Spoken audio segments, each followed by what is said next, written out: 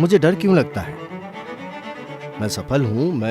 आप जानते हैं मेरा कठिन समय आया था, पर मैंने वापसी की। पर मैं डरा हुआ क्यों हूँ? किस बात का डर है मुझे? मतलब मुझे बस इसी बात का डर लगा रहता है कि शायद कोई सोचे कि मैं कायर या डरपोक हूँ या कुछ ऐसा। मुझे इन चीजों का इतना डर क्यों है?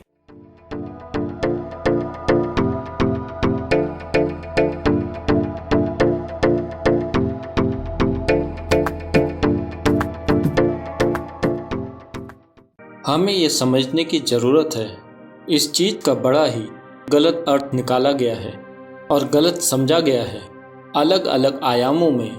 चाहे ये डर हो या प्रेम हो या आनंद हो या गुस्सा हो, हमें समझना होगा कि ये किसी दूसरी चीज़ की बात नहीं है, ये अपने आप होता है।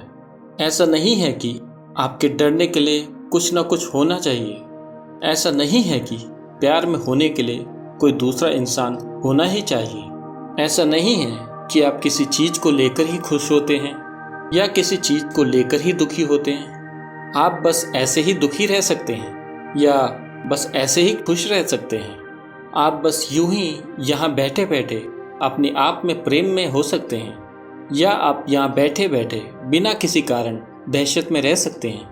क्योंकि इंसान का अनुभव बाहर नहीं बनता, इंसान का अनुभव उसके अंदर से होता है।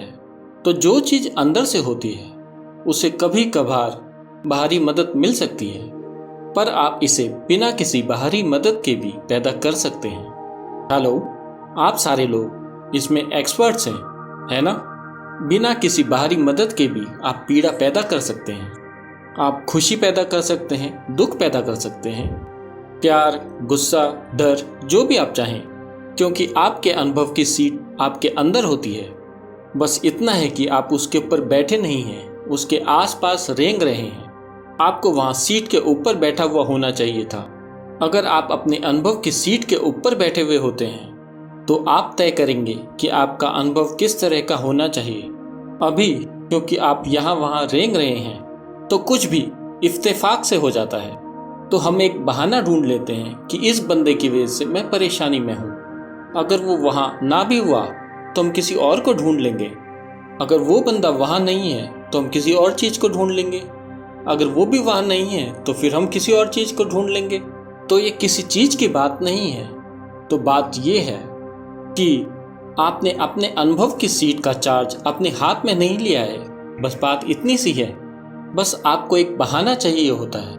और जाहिर है दुनिया तो आपको बहाने उपलब्ध कराने के लिए बड़ी उतावली रहती है।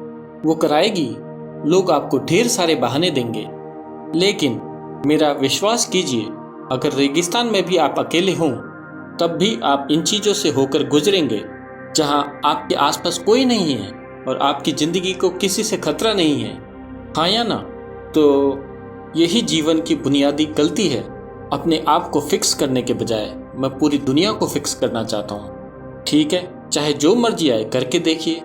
आप अपनी पूरी ज़िंदगी में किसी दूसरे एक व्यक्ति को भी पूरी तरह फिक्स नहीं कर सकते 100%। क्या आपको कभी भी कोई 100% वैसा मिला है जैसा आप चाहते हैं? अगर कहीं आप उस तरह की सफलता चाह रहे हैं 100% वाली, तो आप केवल अपने आप के साथ कोशिश कर सकते हैं। किसी भी दूसरे व्यक्ति के साथ कोशिश करके देखिएगा, आप फेल ही होंगे। हाँ या ना?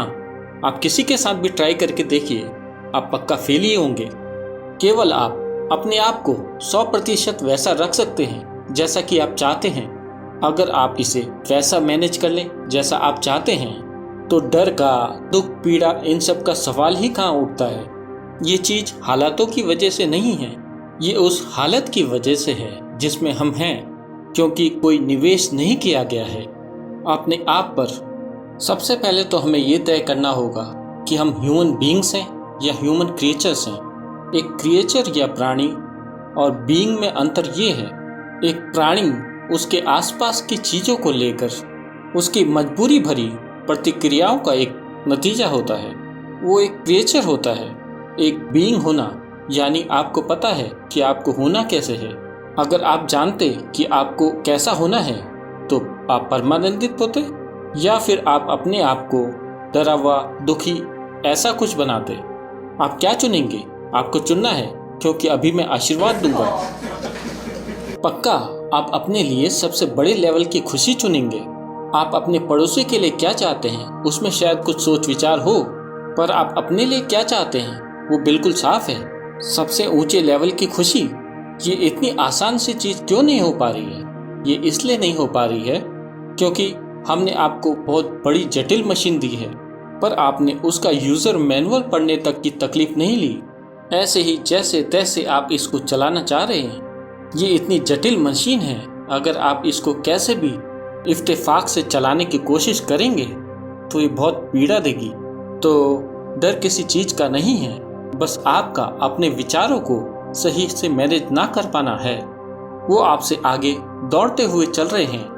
डर तो किसी उस चीज का होता है जो कि अभी हुई नहीं है ना।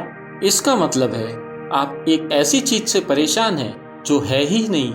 अगर आप उस चीज से पीड़ित हैं जो है ही नहीं, तो मेडिकल लाइन में इसके लिए बड़े बड़े बड़े शब्द हैं। ये किसी एक व्यक्ति की बात नहीं है। दरअसल मानव जनजाति का तकरीबन 99% इसी हालत में है। लेवल बेशक अलग अलग हो, लेकिन इंसानों की जनसंख्या का 99% इसी स्थिति में है। वो उन चीजों से पीड़ित हैं जो है ही नहीं। 10 साल पहले जो हुआ था वो अब भी उससे परेशान है।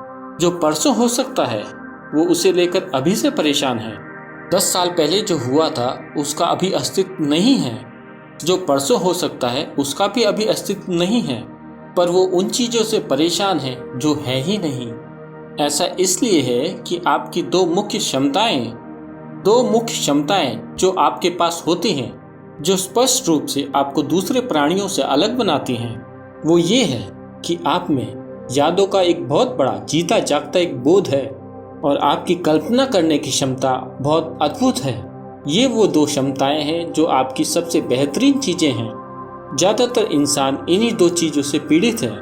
लोग अपनी यादों से परेशान हैं और अपनी कल्पनाओं से परेशान हैं। ये आपके सबसे बेहतरीन टूल्स हैं, तो जो सबसे ज्यादा खुशहाल होने चाहिए थे। जब मैं कहता हूँ खुशहाल, आप लोग चार्ल्स डार्विन नाम के बंदे को जानते हैं ना? उन्होंने बताया कि आप सारे बंदर थे। मैंने नहीं, उन्होंने, कि आप सब बंदर थे फिर इंसान बने। तो असल में इस धरती पर आप क्रमिक विकास के शिखर हैं। आप मुझसे सहमत हैं या नहीं? तो अगर आप क्रमिक विकास के शिखर पर हैं, इसका मतलब है आप सबसे ऊंचे लेवल की क्षमताओं के साथ आए हैं, क्योंकि एक इंसान होने का मतलब इतनी सारी संभावनाओं का होना है। आपका जीवन किसी दूसरे प्राणी या क्रिएचर की तरह फिक्स नहीं है। जब मैं कह रहा हूँ कि किसी प्राणी की तरह फिक्स नहीं है, देखिए दूसरे किसी प्राणी के लिए प्रकृति ने 2 लाइनें खींच रखी हैं, जिसके बीच वो जीते हैं और मर जाते हैं। एक जानवर की जिंदगी इतनी आसान और बेहतर इसलिए लगती है क्योंकि उसमें कोई संभावनाएं नहीं होती हैं।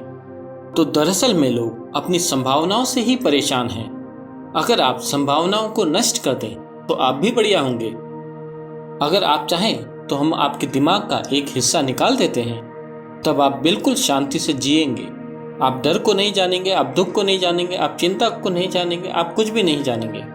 हमें बस इतना करना है कि सारी संभावनाओं को ही खत्म कर देना है। संभावनाओं के साथ चिंता भी चली जाएगी। तो अभी समस्याएं हैं, वो सारी अद्भुत संभावनाएं जिनका हम में निवेश किया गया है।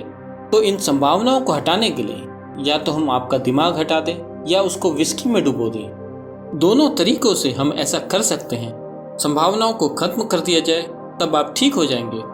तो बस प्रॉब्लम इतनी सी है, जब आपको इतनी जटिल मशीन दी हुई है तो आपको अपनी इस मशीन के बारे में जानने के लिए थोड़ा सा समय खर्च करना होगा, जिसका आप इस्तेमाल कर रहे हैं। देखिए यहाँ कुछ लोग हैं जो ये कैमरे हैंडल कर रहे हैं। ये कोई अंतरिक्ष यान नहीं है, ये एक सरल सी मशीन है, पर मैं ये दावे से कह सकता हूँ कि इन लोगों ने इसे सबसे बढ़िया तरीके से जानने के लिए सालों लगाए होंगे।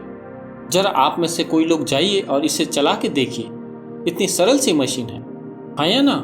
किसी ने अपना जीवन निवेश किया है।